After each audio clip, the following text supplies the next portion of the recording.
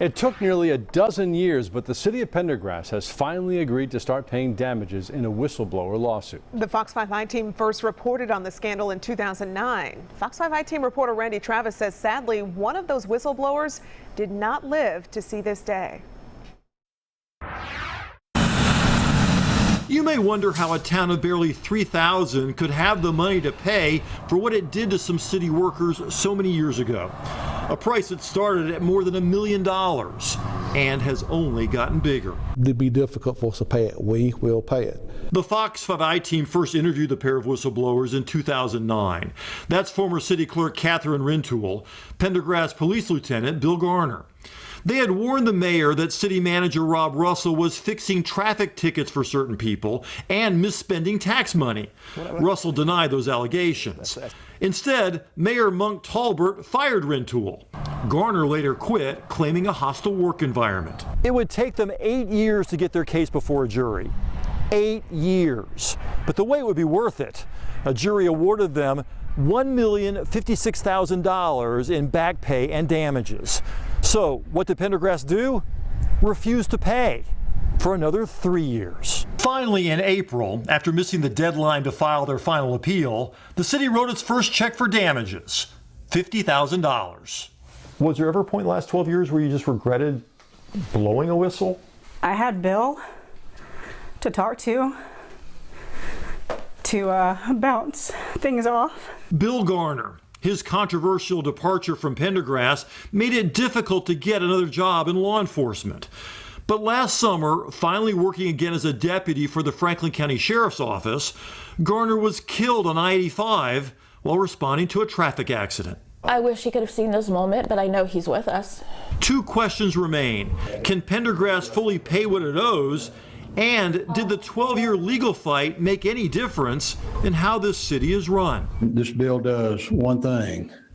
It abolishes the charter of the city of Pendergrass. Fed up with repeated allegations of corruption and conflicts of interest, the state representative for Jackson County asked the General Assembly in February to just make Pendergrass go away. Right now, they're a mess. Tommy Benton also doubted the city could pay the judgment, now at $1.5 million because of interest. But Pendergrass residents implored lawmakers to give their city another chance. Things are different today. Mayor Tolbert's family has held key positions in the city for generations.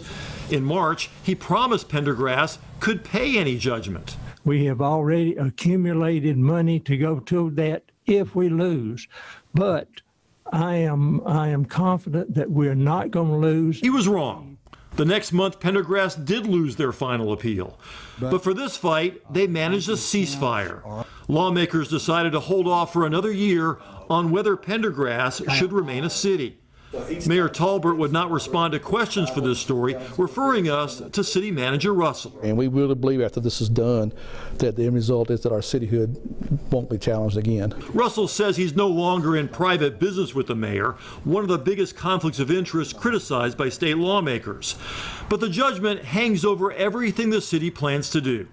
To pay its own lawyers, Pendergrass mortgaged their city hall. To pay the whistleblowers, instead of new taxes, they're not giving raises or increasing services. They're hoping a wave of new warehouses and subdivisions will continue to improve tax revenues, double now what they were when the lawsuit was first filed. The whistleblowers want a payment plan by June 18th. What they likely may never get is an apology. They never, ever, ever acknowledged what they did was wrong. It would have been a lot cheaper not to fire the city clerk and not to create a hostile work environment for your police lieutenant. Well, again, that's not for me to say. Because you were here then. I absolutely was. And I was a central figure in this. You're absolutely correct. So do you have an apology to the city? In my heart, I feel like that. I just say I wish that this didn't happen. A dozen years later, these people continue to say it didn't have to. In Pendergrass, Randy Travis, Fox 5 News.